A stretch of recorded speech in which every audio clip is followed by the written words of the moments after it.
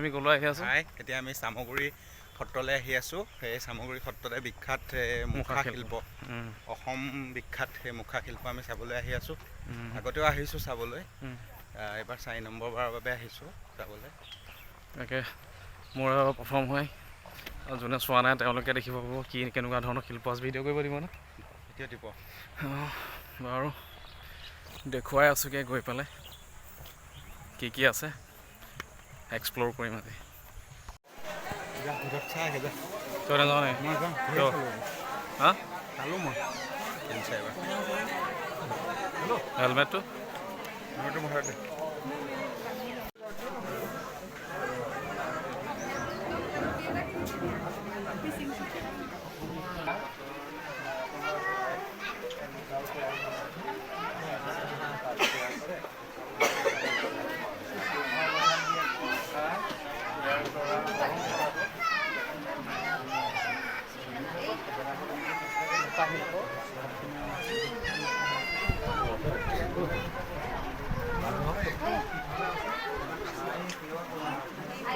তো আপোনালোকে দেখিবলৈ পাইছে হনুমানৰ মুখা, তাৰপিছতে গন্ধপক্ষী আৰু ৰাৱণৰ এয়া মুখা,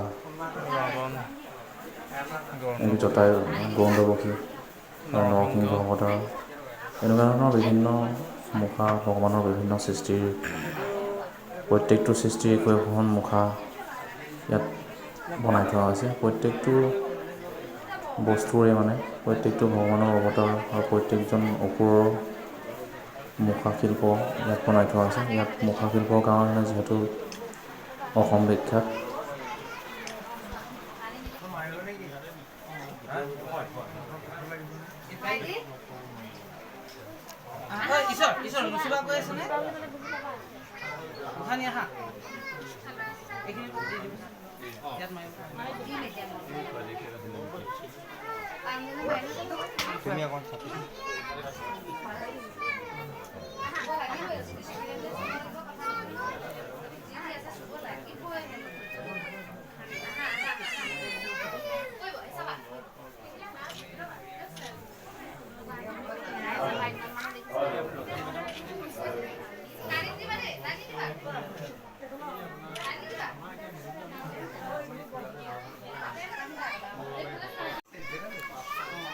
তো এই চামগুৰি মুখা শিল্পৰ ভিতৰত দিছোঁ।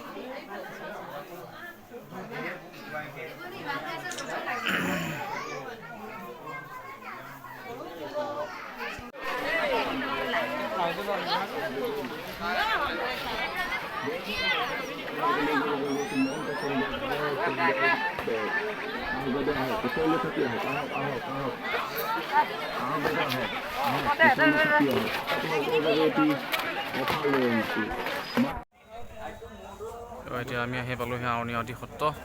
ইয়াত ল'লোঁ হনুমান চালিচা আৰু ফটো দুখনমান ল'লোঁ।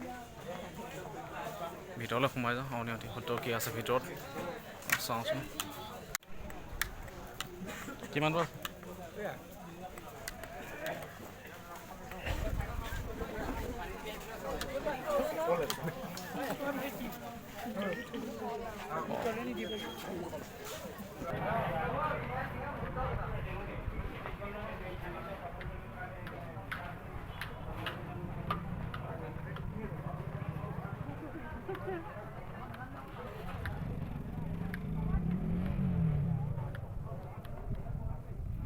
জোতা আগতে ফুলালে এজনে চাকি লোৱা।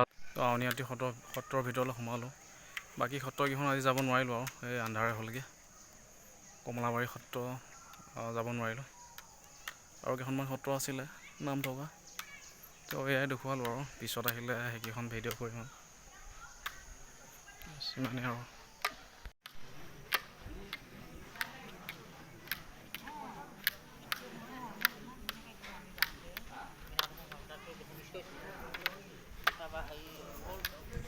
এয়া হৈছে আউনীআটী সত্ৰৰ বন্তিগৃহ নামঘৰ।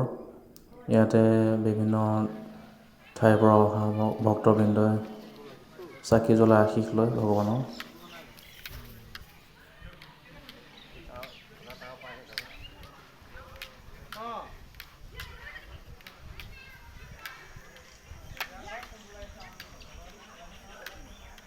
ডিগ্ৰী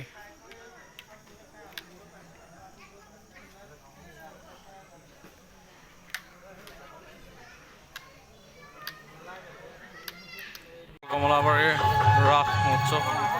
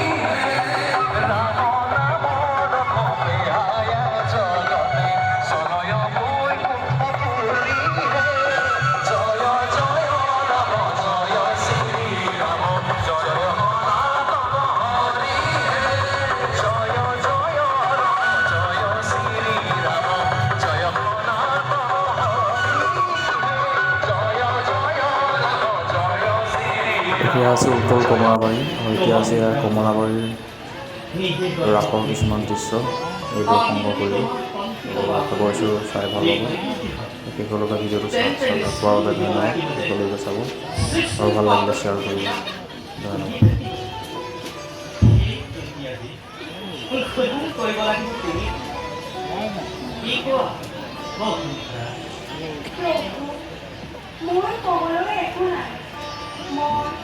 মই আজি প্ৰকৃতা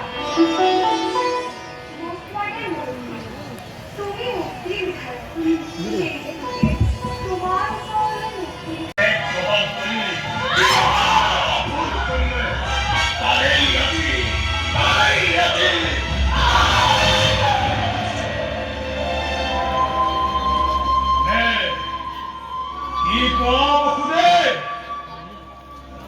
মোৰ কবলৈ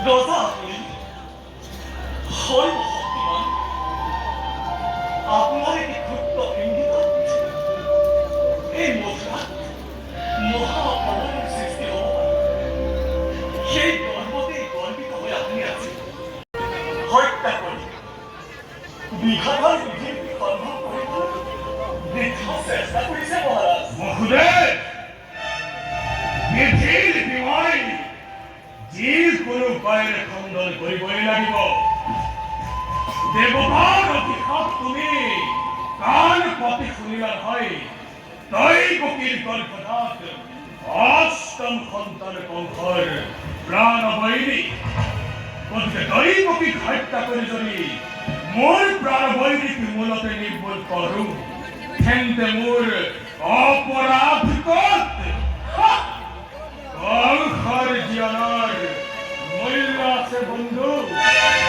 ই কোনো বালকৰ বিৰাট সামগ্ৰী নহয় মৃত্যুৰ কাৰণে